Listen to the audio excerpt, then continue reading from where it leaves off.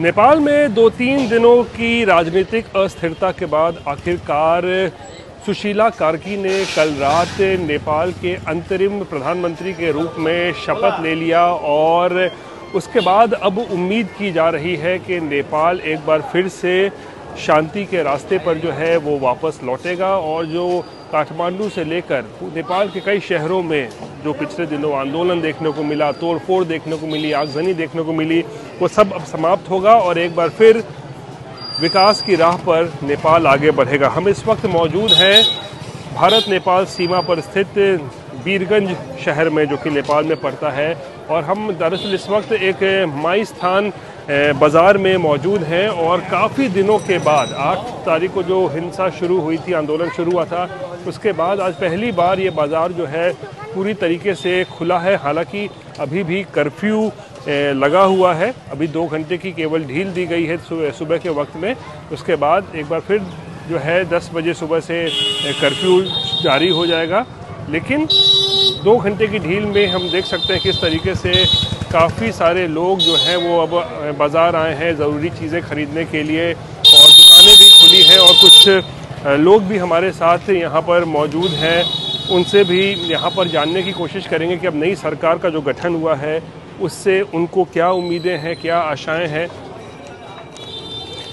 क्या नाम हुआ आपका? मुन्ना साहब। मुन्ना जी, ये बताइए, 4-5 दिनों की राजनीतिक अस्थिरता रही, काफ़ी हंगामा बवाल देखने को मिला। अब जब नई सरकार सुशीला कार्की प्रधानमंत्री अंतरिम बन गई हैं, क्या उम्मीद है अब नेपाल को? अब उम्मीद यही है कि यहाँ का हालात सामान्य हो जाना चाहिए, यहाँ और बाकी सब भी सामान्य होना चाहिए, स्थिरता भी हो जानी चाहिए। और बहुत उम्मीद है इस सरकार से, और आगे का जो युवा लोग हैं वो लोग भी सामान्य हो गए हैं और आगे का भी भविष्य तय कर रहे हैं। और क्योंकि जो युवाओं की मेन जो कह सकते हैं मुख्य मांग थी कि नेता भ्रष्ट हैं, सब सरकार भ्रष्ट है, तो अब लगता है सुशीला कार्की के आने से सब पे अब लगाम लगेगा। जी, सब पे लगाम लगेगा, सबका संपत्ति का शुद्धिकरण होगा, सब पे लगाम लगेगा, ये उम्मीद है ही नई सरकार से। कुछ युवाओं से ही बात करते हैं जो जेनजी जिसे कहा जाता है। आप लोग भी युवा, क्या नाम है आपका? जी नमस्कार, मेरा नाम राजन कुमार गुप्ता हुआ। राजन, ये बताओ कि आप लोग एक युवा है, आंदोलन युवाओं ने ही किया था, बहुत परेशान थे वो लोग सरकार से या भ्रष्टाचार से। अब जब नई सरकार बनी है, सुशीला कार्की अंतरिम प्रधानमंत्री बनी है, क्या उम्मीद है नेपाल के लिए, युवाओं के लिए भी? देखिए, हम लोग का सबसे बड़ा मांग था, जो भी करप्ट नेता लोग था, जिसकी वजह से हम लोग के ऊपर बहुत करप्शन का हम लोग शिकार हुए थे। नेपाल के वासी पूरा करप्शन के शिकार थे, कितने भी कमाए सर पे बाल नहीं जमता था। इसीलिए हम लोग का सबसे बड़ा मांग था, हम लोग का करप्शन मुक्त हम लोग को देश चाहिए। तो सुशीला मैम के आने से हम लोग को पूरा विश्वास है कि वो नया नियम लेके आएंगी, संविधान में संशोधन करेंगी, जितने भी करप्ट नेता लोग हैं उन लोगों का संपत्ति शुद्धिकरण करके राष्ट्रीयकरण करेंगी। जो भी अनलीगल तरीका से वो लोग ब्लैक मनी सब रखा है लोग, उसको कब्जा करके नेपाल सरकार के ढुकटी में उसको रखेगी बोल के विश्वास है। आने वाला दिन में हम लोग का फ्यूचर, आने वाला हम लोग का बाल बच्चा का फ्यूचर ब्राइट होगा बोल के ये हम लोग को पूरा विश्वास है। एक और हमारे साथ युवा है, क्या नाम है आपका?